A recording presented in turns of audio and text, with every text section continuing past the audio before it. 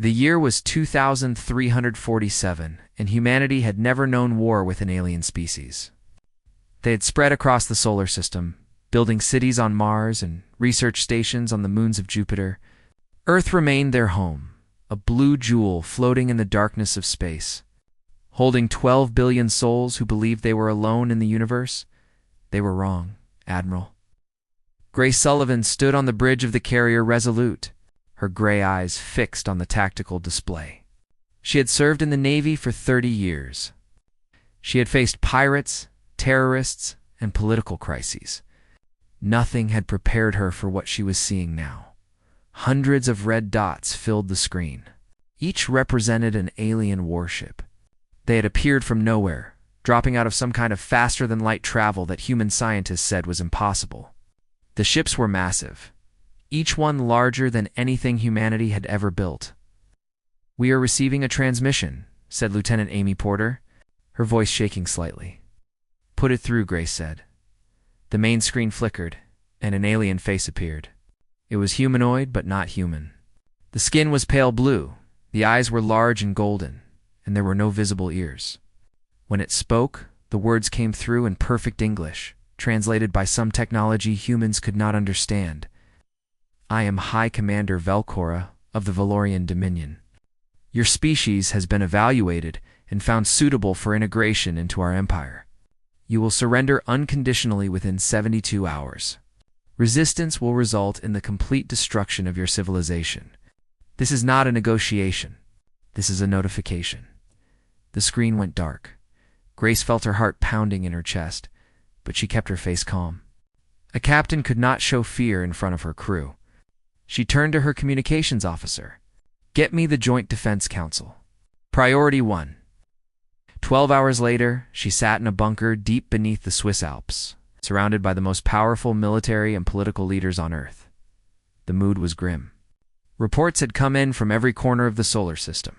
Human ships that had tried to approach the alien fleet had been destroyed instantly, vaporized by weapons that made human technology look like toys. General Marcus Webb, the chairman of the Joint Defense Council, spoke first. "Our analysts have studied everything we know about these Valorians.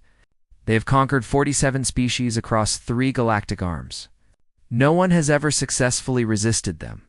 Their technology is at least 1,000 years ahead of ours." "Then we negotiate," said Secretary Helena Cross, the civilian leader of the council. "We find terms we can live with. We survive." A young voice spoke up from the back of the room. "Survive as what? Slaves?" Grace turned to look at the speaker. He was Commander Daniel Hayes, the youngest officer ever appointed to the council. He was only 32, with dark hair and intense brown eyes. Most of the senior officers considered him too idealistic, too aggressive, but Grace had always thought there was something special about him. "Commander Hayes," General Webb said coldly, "this is not the time for heroics. We are facing extinction." "With respect, sir, we are facing a choice," Daniel said. He stood up and walked to the front of the room. "I have been studying the intercepted Valorian communications. They expect us to surrender. Every species they have encountered has chosen subjugation over death. That is their entire strategy. They show up with overwhelming force, they make threats, and they wait for their enemies to give up. Because their enemies are not stupid," Helena Cross said. "They recognize when they are beaten. They are afraid," Daniel replied. "Fear is a weapon, Madam Secretary. And right now, the Valorians are using it against us. But what happens if we do not give them what they expect? What happens if we fight back?" "We die," General Webb said flatly. "Maybe," Daniel admitted. "Or maybe we surprise them. Maybe we make them bleed. Maybe we show them that humanity is not like the other species they have conquered. Maybe we become so expensive to fight that they decide we are not worth the trouble." The room was silent. Grace watched the faces of the council members. She saw fear in most of them, but she also saw something else in a few. She saw a spark of something that had been missing since the alien ships appeared. Hope the vote came 3 hours later. It was not even close. The council voted to negotiate terms of surrender. Daniel Hayes walked out of the chamber without saying a word. Grace found him later, standing on a balcony overlooking the mountains. The sky was clear, and the stars were bright. Somewhere up there, the Valorian fleet was waiting. "You did not vote," she said. "There was no point," he replied. They had already made up their minds. "So what will you do now?" Daniel turned to look at her. His eyes were hard, but there was no defeat in them. "I am going to fight. I do not know how yet. I do not know if I can win, but I know that I cannot live on my knees, and I know that I am not the only one who feels this way." Grace nodded slowly. She had commanded ships and led soldiers into battle. She had followed orders her entire life. But standing there, looking at this young officer who refused to accept the impossible, she made a decision. "What do you need?" she asked. A small smile crossed Daniel's face. "Everything. Ships, weapons, people. But mostly, I need someone who knows how to fight a war." "Then you have me," Grace said. Far away, in a research station on the moon, Dr. Patricia Coleman was working late. She was a xenobiologist, a scientist who studied the possibility of alien life. For 20 years, she had searched for evidence that humanity was not alone. Now, she had more evidence than she had ever dreamed of, and it terrified her. But something else had caught her attention. Hidden within the Valorian battle frequencies, buried under layers of encryption, was a different kind of signal. It was not from the Valorians. It was from someone else. She worked through the night, breaking the code piece by piece. When she finally decrypted the message, she had to read it 3 times before she believed it. It was from a group calling themselves the Resistance Compact. They claimed to be a coalition of species that had been conquered by the Valorians, species that had never stopped fighting in secret. They had been waiting for decades, building strength, searching for a race that was stubborn enough to stand against the Dominion. The message contained coordinates, technical specifications for weapons and shields, and a single question that made Patricia's heart race: will humanity stand? She looked out the window at Earth, hanging in the black sky. She thought about the Council's vote. She thought about the surrender that was coming. Then she began composing a reply. Humanity was not finished yet. The fight was only beginning. 6 months had passed since the surrender, and Earth had changed forever. The Valorian flag flew over every capital city. Human governments still existed, but they answered to alien overseers who watched everything and controlled everything. Most people had accepted their new reality. They went to work, raised their families, and tried not to think about the ships that hung in the sky, like silent reminders of who was really in charge. But some people could not forget. Some people could not accept. Daniel Hayes had disappeared on the day of the surrender. Official records said he had died in a transport accident.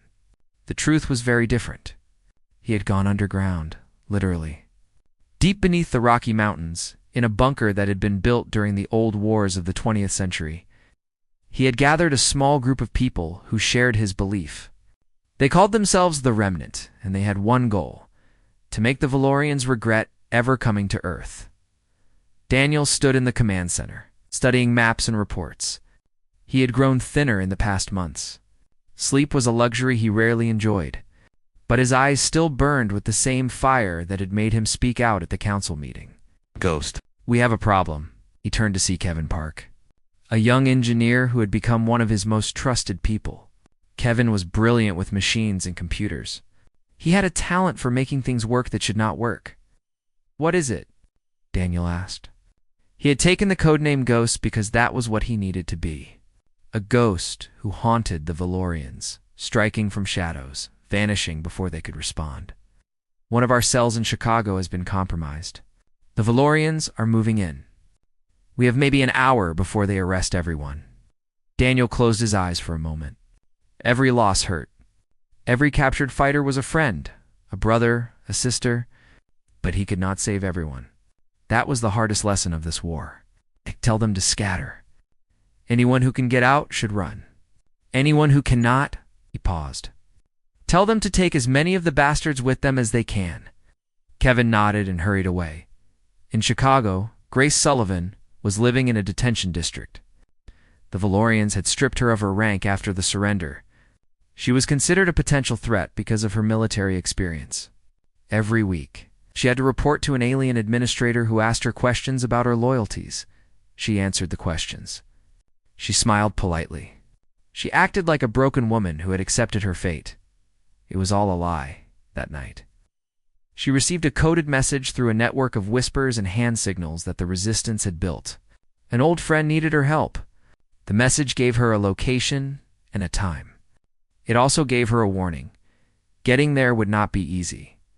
Grace waited until midnight. The Valorian patrols were predictable.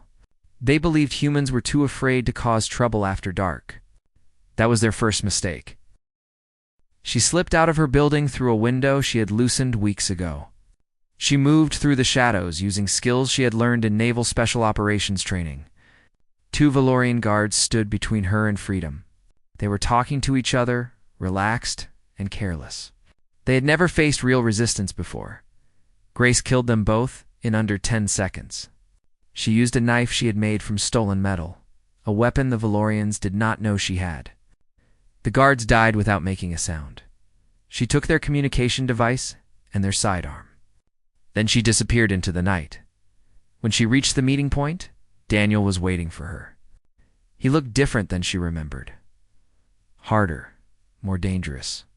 But when he saw her, he smiled. "I knew you would make it," he said. "I almost did not," she replied. "I had to kill 2 of them." Daniel's smile grew wider. "Good. Those are the first confirmed Valorian casualties of the occupation. You just made history." In orbit above Earth, the Valorians barely noticed. 2 dead soldiers meant nothing to them. They had millions of troops across 1,000 worlds. Humans were primitives, easily conquered and easily controlled. The small incidents of resistance that had occurred were annoying but insignificant. They had no idea how wrong they were. On the moon, Patricia Coleman had been busy. Her communications with the Resistance Compact had grown more frequent. She had learned many things about the Valorians that the public did not know. Their shield technology required a rare isotope that came from only one planet in the galaxy, their homeworld. Their supply lines stretched across 10,000 light-years. If those supply lines could be disrupted, their military machine would slowly grind to a halt. The problem was reaching those supply lines. Humans did not have faster-than-light travel. But Patricia had been given a gift. Among the technical specifications the Compact had sent her was a basic design for an FTL drive. Human scientists had been working on the theory for centuries. They had never been able to make it work. The Compact's information filled in the missing pieces. She had secretly contacted Kevin Park together. They had assembled a team of engineers in a hidden bunker in Switzerland. They had been working day and night on a crashed Valorian scout ship, combining alien technology with human creativity. Tonight, Kevin sent a message to Daniel. The prototype was ready. Daniel read the message 3 times. He could not believe it. If this was true, everything changed. Humanity would no longer be trapped on Earth, waiting to be crushed. They could take the fight to the stars. He gathered his inner circle: Grace, Tricia, Kevin, and a few others he trusted completely. "If this works," he said, "we have a chance. Not a guarantee, but a chance. We can contact the Resistance Compact directly. We can find allies. We can hit the Valorians where they are not expecting it." Grace nodded slowly. "And if it fails, then we lose our best engineers and our only prototype," Daniel admitted. "But we are already losing. The only question is whether we go down fighting or go down quietly." Patricia spoke up. "The Compact has been waiting for a species like us. They told me that. They have been building strength for 200 years, but they lack the will to act. They need someone to show them that the Valorians can be beaten." "Then let us show them," Daniel said. 3 days later, a small ship lifted off from a hidden location in the Swiss Alps. It carried a crew of 5, led by Commander Samantha Gray, the best pilot Daniel could find. The ship was called the Defiance, and it carried the hopes of all humanity. Samantha looked at her crew. They were scared.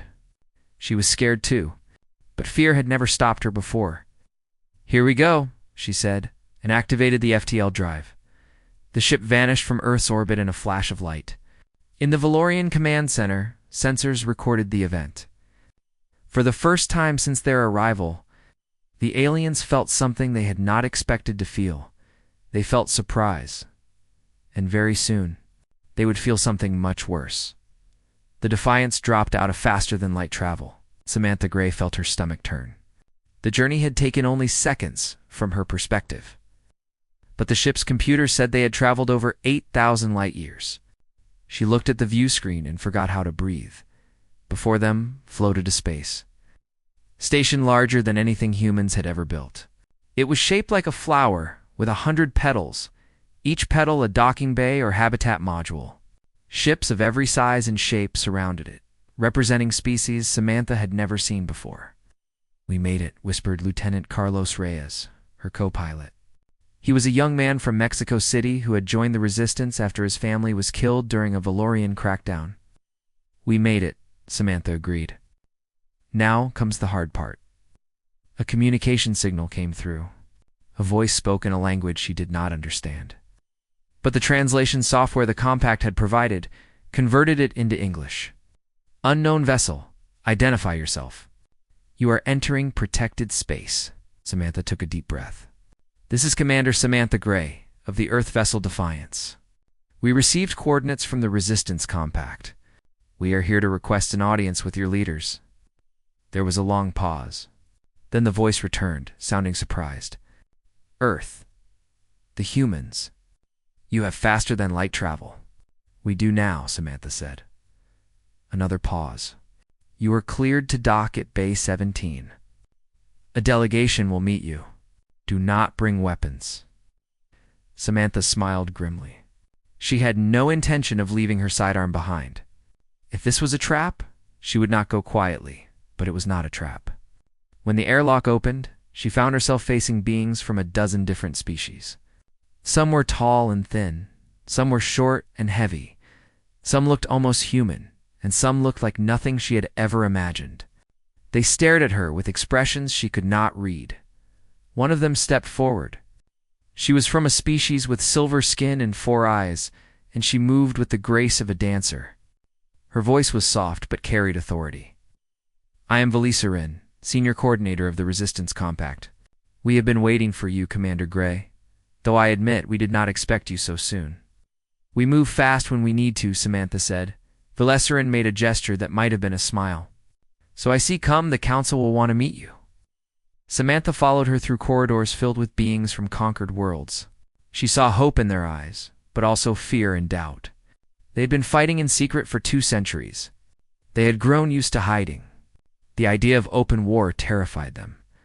The council chamber was a vast room with seats arranged in a circle. Representatives from 17 species sat watching as Samantha entered. They studied her like scientists examining a strange specimen. An elderly being with green scales spoke first. "You are small, fragile. Your technology is primitive. Why should we believe you can succeed where so many others have failed?" Samantha felt her anger rise, but she kept her voice steady. "Because we do not know how to give up. I watched the Valorians kill my friends. I watched them burn our cities. I watched our leaders surrender, and I refuse to accept it. I am here because I would rather die fighting than live as a slave. That is what humans are.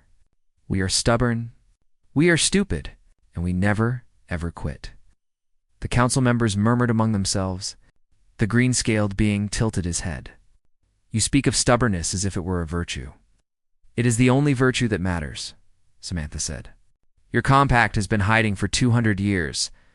You have ships, weapons, technology, but you have been waiting for someone else to start the fight. Well, we are starting it. Right now, with or without your help." Silence filled the chamber. Then Velia Serene spoke. "She's right. We have grown comfortable in our resistance. We strike at supply convoys and rescue prisoners, but we never risk open confrontation. Perhaps we have forgotten what we are fighting for." "We have not forgotten," the green-scaled being said sharply. "We simply know the cost of failure." "What is the cost of never trying?" Samantha asked. "How many more generations will live and die under Valorian rule while you wait for the perfect moment. There is no perfect moment. There is only now. The debate continued for hours. But in the end, the council voted. It was close, but the decision was clear. The Resistance Compact would ally with humanity. Back on Earth, Daniel Hayes received the news through an encrypted transmission. For the first time in months, he allowed himself to smile. But the smile faded quickly. The situation on Earth was getting worse. Governor Kethfer, the Valorian administrator of North America, had grown frustrated with the resistance. Small attacks continued, despite his best efforts to crush them. He decided to send a message that humanity would never forget. He ordered the public execution of 5,000 suspected rebels and their families. Daniel watched the executions on a hidden screen. Men, women, and children lined up in squares across the continent. Valorian soldiers stood behind them with weapons raised. The victims were not given trials. They were not given a chance to defend themselves. They were simply killed, one by one. While cameras broadcast their deaths to every corner of the planet, Grace Sullivan stood beside Daniel. Tears ran down her face, but her voice was steady. "We have to respond," she said. "We cannot let this stand." "We will," Daniel promised. "But not yet. Not until we are ready. Samantha is bringing us allies and resources. Kevin is building more ships. Patricia is working on weapons that can hurt the Valorians. When we strike, we will strike hard enough to make them regret everything they ate." Ave done. He turned to face his people. They had gathered in the command center watching the same terrible images. He saw grief in their eyes, and rage, and something that looked like despair. "Listen to me," he said. "They want us to be afraid. They want us to give up hope. They want us to remember that we are small and they are mighty. But I want you to remember something else. Every empire falls. Every tyrant meets their end. And when the Valorians look back on this day, they will know it as the moment they sealed their own fate. Because they just showed us who they really are. They are not conquerors. They are murderers. And we are going to make them pay for every single life they have taken." The despair faded from the eyes around him. In its place came something harder and more dangerous. Determination on the other side of the world. Patricia Coleman was working on a project that would change the course of the war. She had spent months studying Valorian biology, using samples collected from dead soldiers. She had discovered something remarkable. Their immune systems had a critical weakness. She could create a virus that would target only Valorians, spreading rapidly through their population and reducing their numbers. By half within a generation, she brought the discovery to Daniel. He listened carefully, then shook his head. "No, we will not use it." "Why not?" Patricia demanded. "They are killing our people by the thousands. This could end the war. It would make us no better than them," Daniel said. "We are fighting for freedom, Patricia, not for revenge. If we commit genocide, we become the monsters. I will not let that happen." Patricia stared at him for a long moment. Then she nodded slowly. "You are right," she said quietly. "I hate that you are right. But you are." She returned to her laboratory and destroyed her research. But word of what she had developed reached the Valorian command. And for the first time, they understood something important about their enemy. Humanity was capable of destroying them. And humanity had chosen not to. That scared them more than any weapon ever could. 2 years had passed since the occupation began, and the galaxy was waking up. Grace Sullivan stood on the bridge of the Retribution, the flagship of the human resistance fleet. She had started this war as a defeated admiral, stripped of her rank and living in a detention district. Now she commanded 12 warships, each one built by human hands using a mix of stolen Valorian technology and human innovation. Her ships were smaller than Valorian cruisers. They were less heavily armored, but they were faster, more maneuverable, and crewed by people who had nothing left to lose.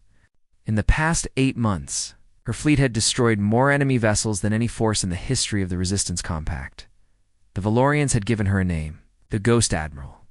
They told stories about her to frighten their officers into alertness. They said she could appear from nowhere, strike with terrible fury, and vanish before reinforcements could arrive. The stories were mostly true. Admiral? We have contact, said Lieutenant Rosa Mendez. Her tactical officer, 3 Valorian supply ships, escorted by 2 destroyers. They are heading for the jump point. Grace studied the display. The supply ships were carrying shield components, fuel cells, and replacement parts. If those supplies reached the occupation force on Earth, the Resistance's job would become much harder. Signal the fleet, she said. Attack pattern Delta. Target the escorts first. I want those supply ships intact. The battle lasted less than 15 minutes. The Valorian destroyers fought bravely, but they were not prepared for the speed and aggression of the human attack. When the last escort exploded, the supply ship surrendered without a fight. Grace had the supplies transferred to her own cargo holds. Then she ordered the Valorian crews placed in escape pods and released. She did not kill prisoners. That was one of Daniel's rules, and she agreed with it. They were fighting for freedom, not vengeance.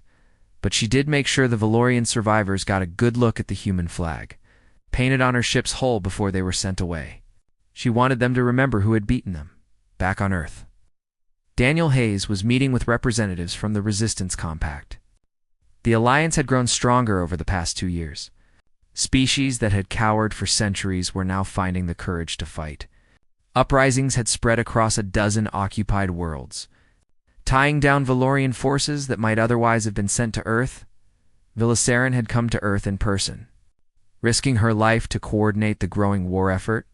She sat across from Daniel in the underground command center, studying him with her 4 silver eyes. Your people continue to amaze us, she said. We expected the Valorians to crush your resistance within months. Instead, you have grown stronger. Your fleet has disrupted their supply lines across half the sector. Your ground forces have made the occupation impossible to maintain. How do you do it? Daniel shrugged. We are angry. And we have good teachers.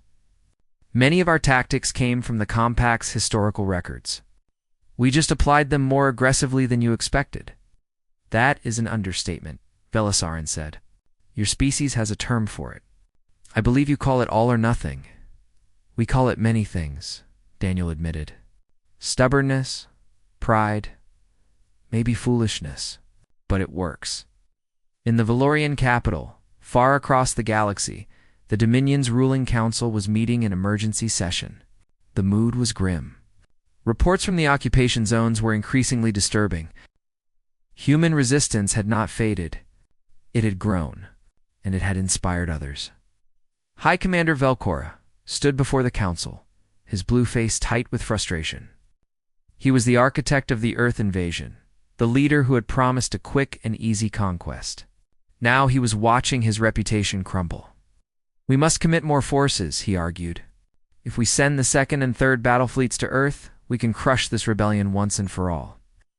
And what about the other uprisings? Asked Counselor Thelavos, an elderly female with a reputation for caution. If we strip our other occupation zones of troops, we invite more rebellion. The humans are the source of the problem, Velcora insisted.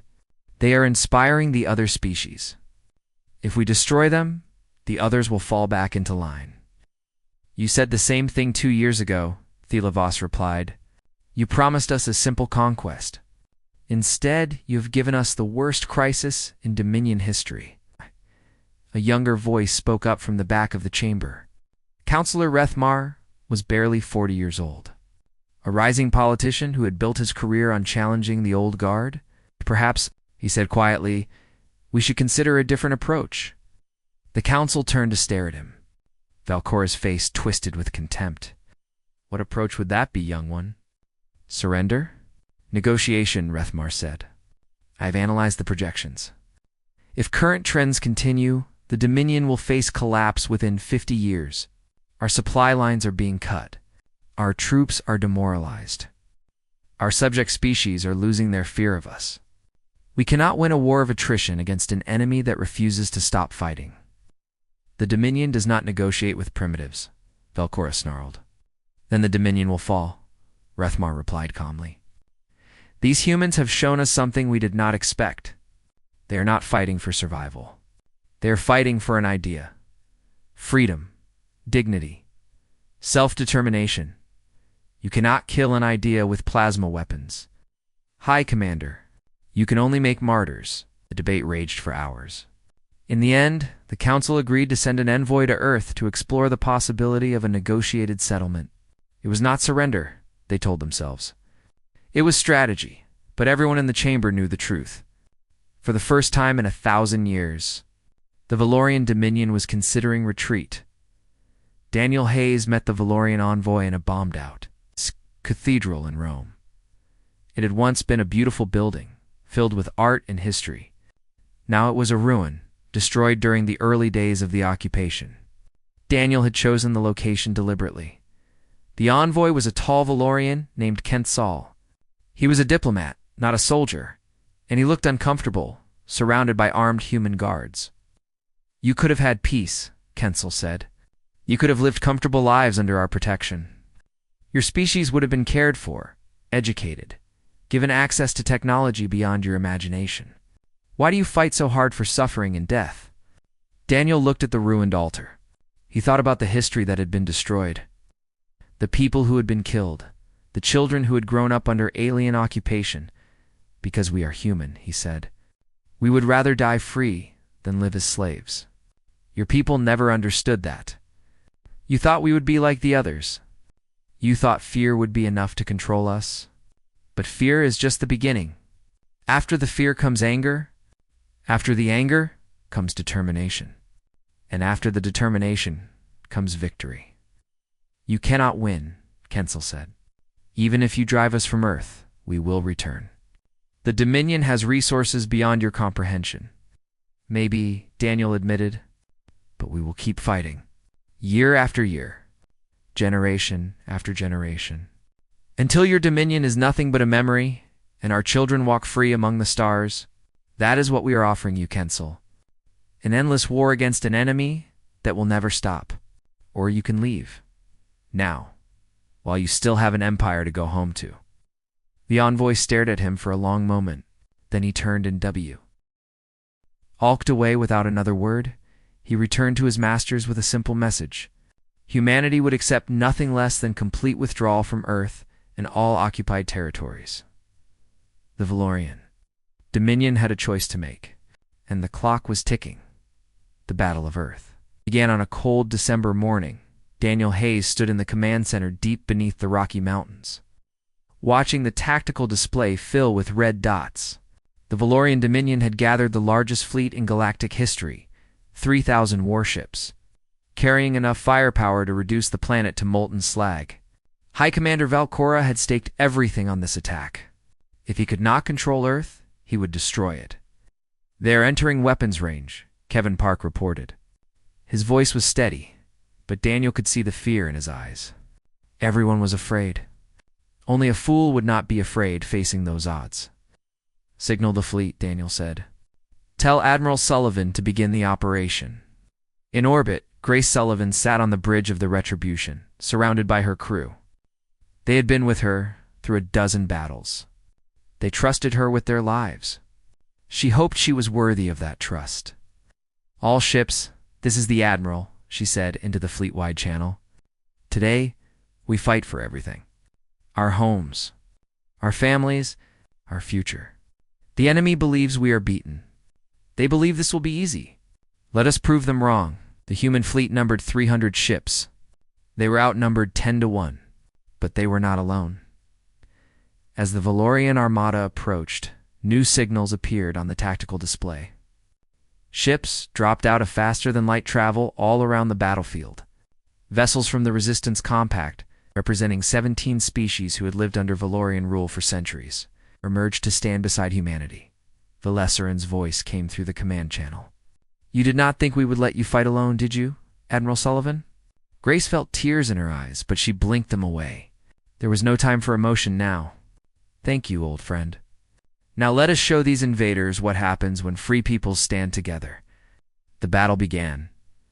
The Valorian fleet moved in perfect formation, confident in their superior numbers. They had never faced united resistance before. They expected the Allied fleet to break and run. It did not run. The Allied ships surged forward, smaller and faster than the massive Valorian cruisers. They darted between the enemy formations, targeting engines and weapons systems.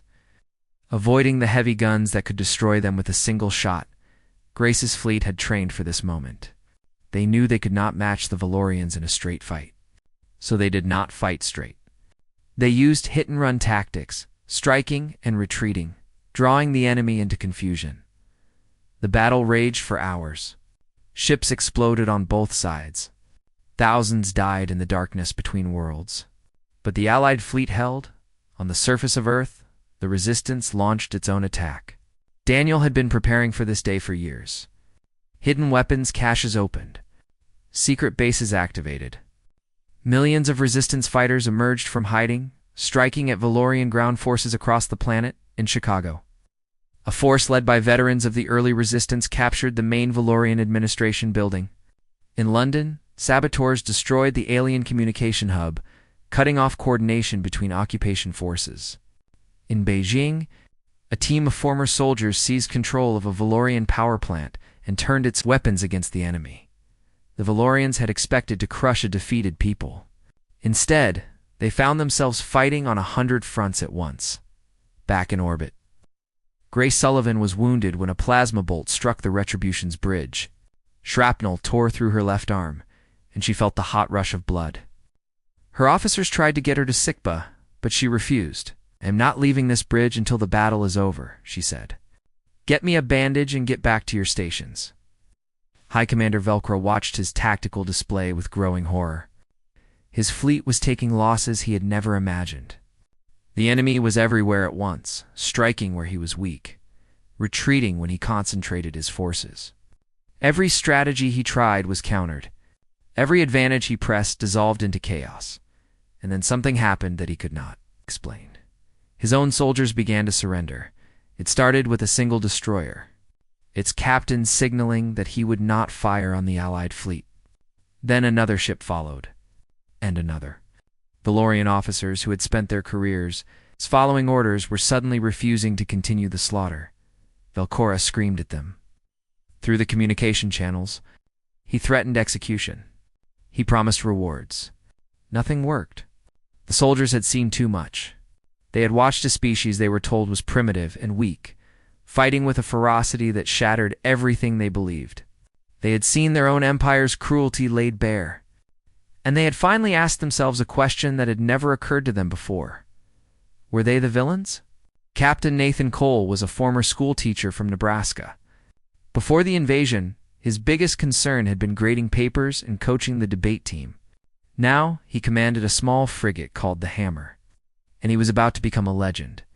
He had watched the battle unfold on his screens. He had seen his friends die.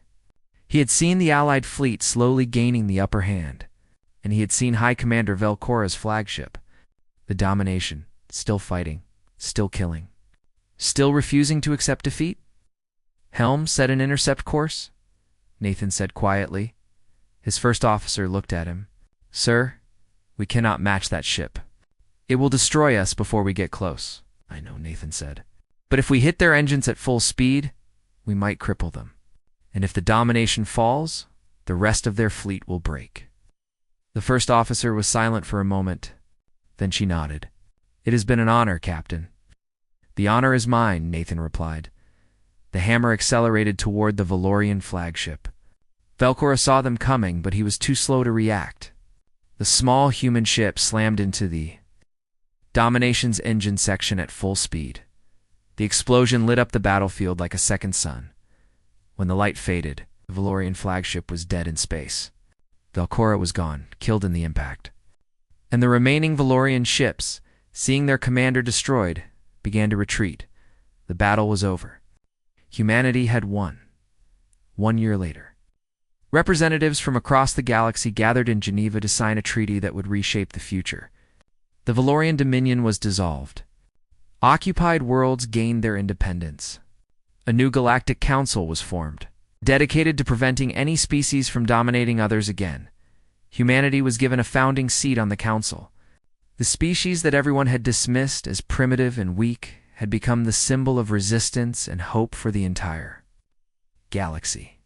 Daniel Hayes stood at the signing ceremony, watching the delegates take their places. Grace Sullivan stood beside him, her left arm still scarred from the battle. Patricia Coleman was there too, the scientist who had connected humanity to its allies. They were older now, worn down by years of war. But they were alive, and they were free. Velasarin approached them after the ceremony. Her silver face was calm, but there was something in her 4 eyes that looked like wonder. "We waited 200 years for a species like yours," she said. "We were beginning to lose hope. We thought perhaps the Valorians were right. Perhaps some species are meant to rule, and others are meant to serve." "Nobody is meant to serve," Daniel said. "That is something humans learned a long time ago. We forget it sometimes. We make mistakes. But in the end, we always remember. Freedom is not given. It is taken by people who refuse to accept the alternative." "Your species is remarkable," Velasarin said. Daniel smiled. "We are just stubborn. But stubbornness is enough." He looked up at the sky, thinking about all the worlds that were now free because humanity had refused to surrender. He thought about the soldiers who had died, the sacrifices that had been made. The long years of suffering and struggle, it had been worth it. Every moment of pain, every loss, every battle had been worth it, because somewhere out there, children were growing up in freedom. Species that had lived in fear for centuries were now walking with dignity.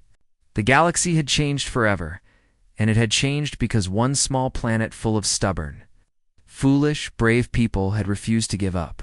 The stars were bright overhead, and humanity's future among them was only beginning. Somewhere in the distance, other empires watched and worried. They had seen what happened to the Valorians. They had learned a lesson they would never forget. Earth was not to be underestimated, and neither were its people.